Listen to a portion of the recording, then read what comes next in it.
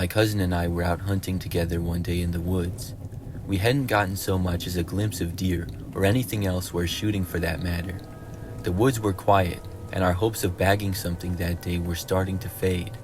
So after some time, we decided to take a break and walk out of the main hunting area. We headed for a patch of power lines about a mile away, figuring that we'd stretch our legs. After a bit, we found a big rock next to a large boulder and decided to sit down, have a drink, and kill some time by throwing rocks around, hitting them off of a bigger rock. There was some guy on a hill about a mile away, standing and taking pictures of us. He had a camera or a phone, hard to tell from that far away, but he was pointing it down the hill at us. We sat there for a while, and the guy kept filming us, or at least watching us. My cousin, being the type to never back down, gave the guy the middle finger and kept it up for a solid 5 minutes. The guy, who had been silent up until then, started screaming at us. He was yelling at us, but we couldn't make out the words, just a bunch of angry noises, just constant, loud, rage-filled yelling. We decided it was probably best to leave and head back to camp. As we started walking, we heard him getting louder. The guy was running down the hill towards us now, full-on sprinting. We started jogging too, just to get away from him. We kept running for a while, trying to stay ahead of the guy. After about a mile of jogging, we slowed down a bit. We were still a good way from camp, but we thought that we'd maybe lost him. We stopped to eat some berries off a bush, trying to catch our breath. When we looked up, we saw him again. He was moving fast, walking briskly towards us. As soon as he saw us, he started shouting again. This time we did a full sprint the entire rest of the way back to camp, and so did the guy behind us. By the time we finally reached the camp, we were out of breath and totally freaked out. That's when the other people at the camp, our parents, heard us yelling and came out to check. My cousin said some crazy guy was chasing us, and on cue, the man broke out of the woods and into our camp. The guy was only 50 yards away now, and we could clearly see him for the first time. With his ripped clothes and wild eyes, he was still shouting and cursing at us. As he entered the clearing from the woods, he also pulled out a knife from a holster on his side. At that point, my dad grabbed a shotgun and told the guy to stop, telling him to turn around and leave or they'd have to shoot him. The guy didn't listen. He took a few more steps towards us, still yelling random, incoherent stuff. It wasn't until my uncle also appeared and raised a rifle towards the man that he finally stopped. He shouted one last string of curses and muttered something about us being on his land before turning and walking back up the mountain into the woods. We called the police, and they told us that people like him were often hanging around on the other side of those power lines. There was a homeless camp up there, a place where addicts and drifters would set up tents. It's been years now, but we still joke about that day. We call it the day that we angered the protector of the power lines, but even though we joke about it now, it got really scary once we saw he had a knife. It's a good thing he never caught up to us before we made it back to camp.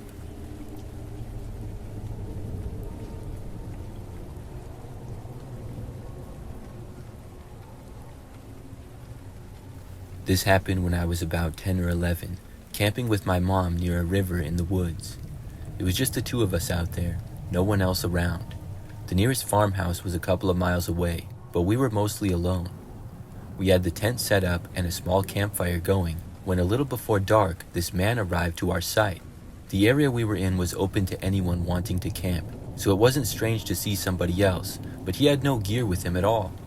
He made conversation with us, and eventually came around to warning us that there were wild dogs in the area that we needed to watch out for.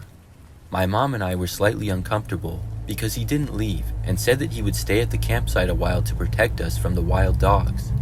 My mom hinted several times that we would be fine and that he was free to leave because we didn't need his protection. But he didn't leave.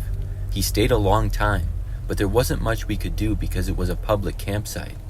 He had the right to be there if he wanted, even though he had no camping stuff with him. Eventually, my mom told the man that we were going into our tent for the night, thanked him for keeping us company, and said that he could leave and we would be fine. I asked my mom quietly if he was going to hurt us, and she said of course not, but I could tell by the way her voice cracked that she was scared too. We didn't want to provoke him, but we didn't want to make him feel like we were scared either, so we just crawled into our tent while the man kept sitting on a log at the fire pit. I don't think my mom slept that night, as she had a knife close to where she lay in the tent. I watched the man through the flap in the tent for a while. At one point, while sitting by the fire, he pulled out a long knife and started sharpening it on a stick. He just stared down at the blade and ran it along the stick, making these slow scraping sounds. I asked my mom if he was going to kill us, and she kept saying no, but I could tell that she was worried. She tried not to show it, but she was prepared for the worst.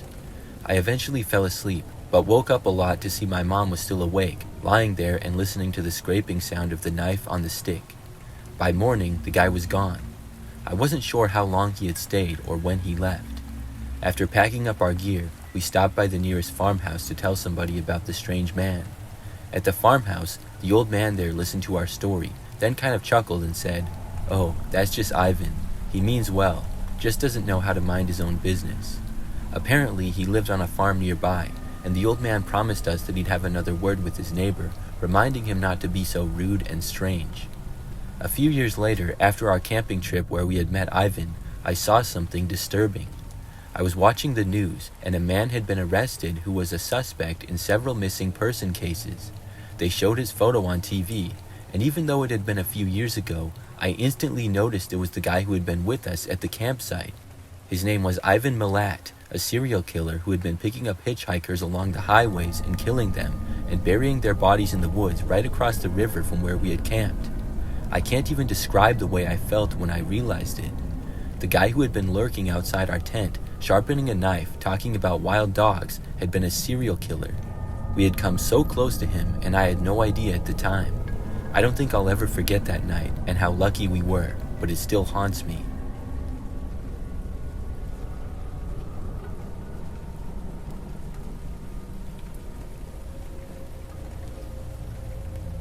I had a summer job when I was a 15-year-old girl that was a few miles from my house. I lived in a rural wooded area, and my parents never let me go into the woods by myself. However, they both worked days, and my job started at noon every day, so I had to walk to work. I chose to disobey them and walk through the woods instead of the road, because it cut about a mile off of my walk to work. So every day at the same time, I would walk through the very abandoned state forest down a deer path for a mile or so until it intercepted a railroad track. Then I would walk a couple more miles down the railroad tracks into town to my job. Taking this path always freaked me out, and I always felt like I was being watched, but it was shorter and less sunny, so I wouldn't get sweaty walking to work in the heat. Most days, I'd ignore my parents' influence, and they would pick me up after my shift, unaware of my daily routine. This routine continued for many weeks. One day, I was walking about a mile from any houses, deep in the woods, and there were 2 porn magazines that had been ripped out and placed on the trail facing me. They hadn't been there the day before. I was completely creeped out as they were clearly intentionally placed, and probably for me, since very few people utilized this area. But I kept walking because if I turned around at this point, I'd have to go farther to get out of the woods and would also be late for work. This was a densely wooded area with brambles and dogwood and rolling hills, so I couldn't see very far in any direction. Suddenly, I could hear somebody else walking close by. I stopped, and I would hear them for a split second, and then they would stop. They sounded like they had loose change in their pocket, so I knew it wasn't an animal because of the echo. I couldn't tell where it was coming from. Just to check that I wasn't crazy, I stopped once more, and I heard the same noise, which quickly stopped when I stopped. That's when I knew I was being stalked. My instincts told me not to speak and not to run, but to just keep walking down the dense deer path farther into the woods. My instincts told me not to look behind me. I could sense there was somebody right behind me on the deer path now, but I did not look back. Back then, I was a rather short, slightly chubby person, and looking at me, you'd probably assume that I couldn't run very fast. So if you wanted to catch me deep in the woods, you might assume you had plenty of time to do so. However, at the time, I ran cross-country and track at school, and could run a 7-minute mile with hills being my specialty. I always placed well on hilly terrain. By no means was I a great runner, but I knew I was likely faster than the creep who was hanging out in the woods stalking a teenage girl. It's not like I was processing this thought at the time, but I just instinctively knew not to run yet. I kept walking seemingly deeper into the woods, because I knew that the train track was up ahead, and there would be more space to run without tripping or getting caught in the tree branches. It was terrifying not to look back, but something told me not to. I just kept walking like nothing was happening and did not turn around.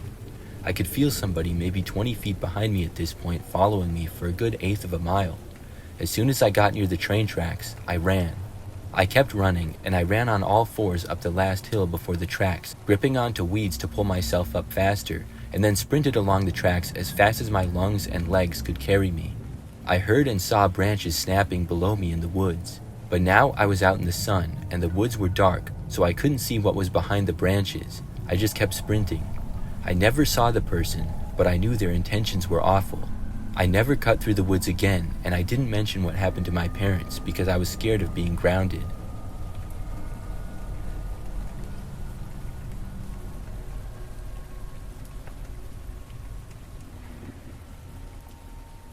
This happened about 15 years ago when I was a sophomore in college, attending a college in New York. Within the first month or two of freshman year, I had found myself in a very tight-knit group of people who all loved horror movies and adventure. At the beginning of sophomore year, we decided that in October near Halloween that we would find a very creepy wooded spot and explore.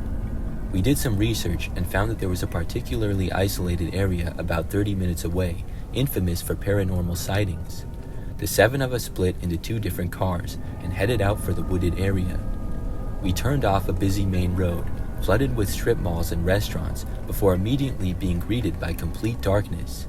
Again, this area was very heavily wooded. It was essentially a large web of winding roads surrounded by trees, very few streetlights, and very few houses. We all made sure to have fully charged phones and flashlights just in case, but the goal was to keep driving until we could collectively decide to pull over and go exploring. We made a left off the main road, driving for 30 minutes or so into the darkness of the woods, picking directions at random, just getting intentionally lost. Eventually, our car made a turn, and to our surprise, there was a huge log in front of us. We had reached a dead end of some kind, with nothing but trees beyond it. We all got out to see what exactly this was, and stepped over the log. We noticed that 2 narrow trails led in different directions. This seemed like a good time to grab our flashlights and explore the woods. We flipped a coin and set off on the trail to the right. The trail was so narrow that we had to walk in a single file line to avoid getting whacked by branches. For whatever reason, I ended up in the back. I'm usually pretty rational and level-headed, but I have to say, the farther we went in, the more I was overcome with an uneasy feeling. I kept hearing sounds deep in the woods, unable to shake the feeling that we were being watched. But I seemed to be the only person who heard these things, so I shrugged it off as part of my imagination. In any case, the whole point of us being there was to get scared, so I didn't want to tell anybody that we should stop and go back. We headed down the trail for about 20 minutes, and just when I thought it would never end, we came to a massive clearing. It was a large open field of unkept grass. It was big, comparable to a golf course, I suppose, since we couldn't see the end of it from where we were standing. I was thrilled to get out of that narrow trail, but I don't think any of us were expecting to find an area so vast. On our right, there was an old beat-up house several hundred yards away that we decided to explore. The house was completely dark, with no cars or signs of anybody living there.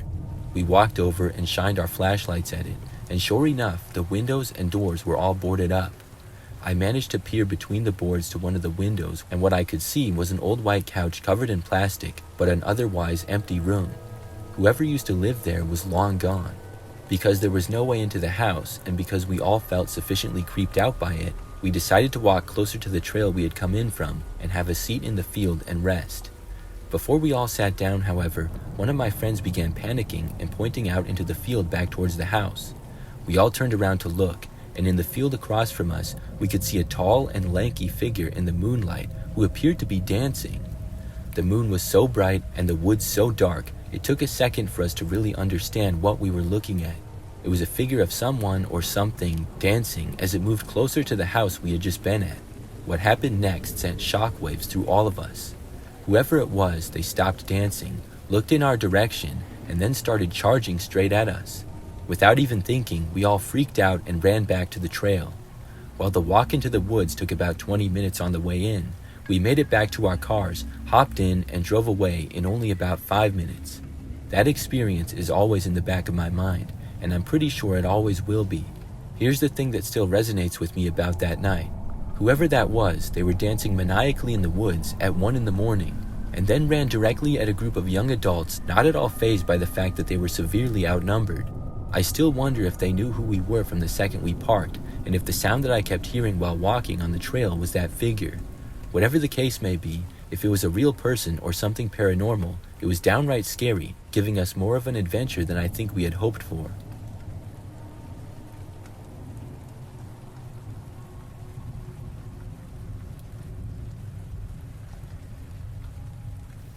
I was black powder hunting alone on a private property in the woods one night many years ago in Kentucky. The property had a gated entrance, so I would park my four-wheeler there and normally walked in the remaining 200 yards to my elevated deer stand. As I shut my four-wheeler off and put on my backpack, I heard a very large limb snap, and I thought it was a deer or animal moving around maybe 20 yards away.